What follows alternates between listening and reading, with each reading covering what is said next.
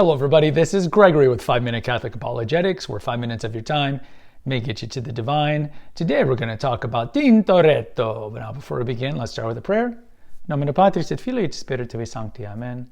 Gloria Patri et Filii et Spiritui Sancto, sic ut erat in principio et nunc et semper et saecula saeculorum. Amen. All right, Tintoretto was a nickname that was given to Jacopo Robusti when he was young.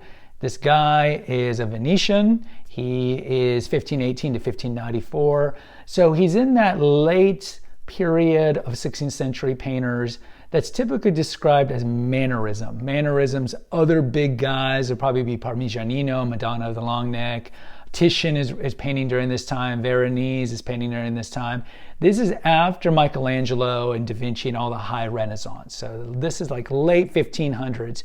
1550 to 1600, and then around that time you see mannerism transition out, and then you get the godfather of Caravaggio. Go to the episode we did it, and he brought in the Baroque movement. But certainly if you look at Tintoretto and you look at another mannerist, El Greco, who we have a treatment of, you can certainly see a lot of Caravaggio and Rubens, another guy. They were inspired a lot by the mannerists, and all of them spent time in Italy.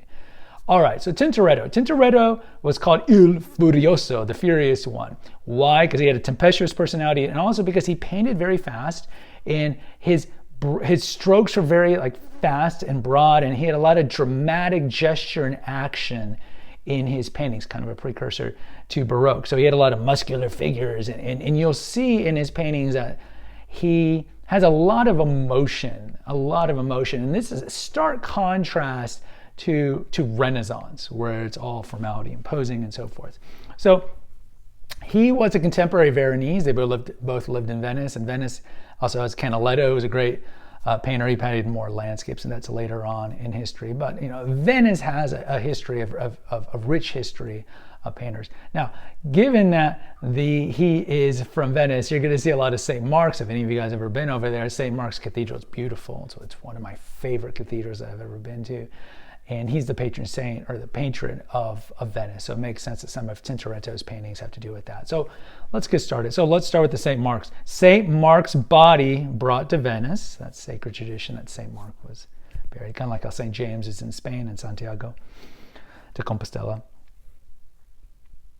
Finding the body of St. Mark.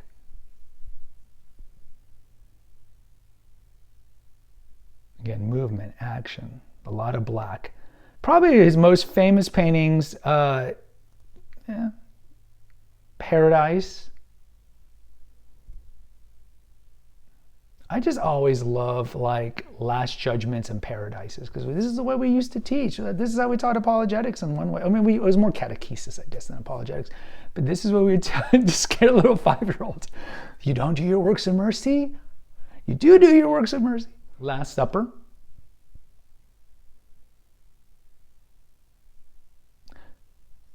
Crucifixion.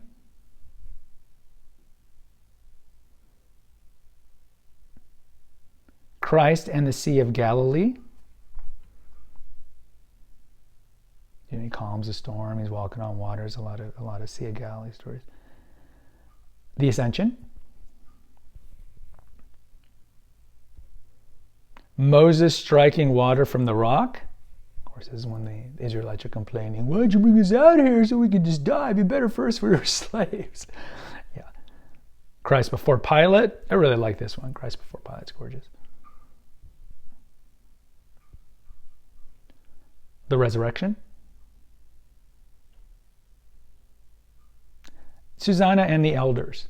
Now, this is the story from Daniel about a virtuous married woman who is falsely accused. There's two men who want to essentially rape her, and she is not believed when she rebukes them, and so she's about to be killed. And then, of course, justice ensues.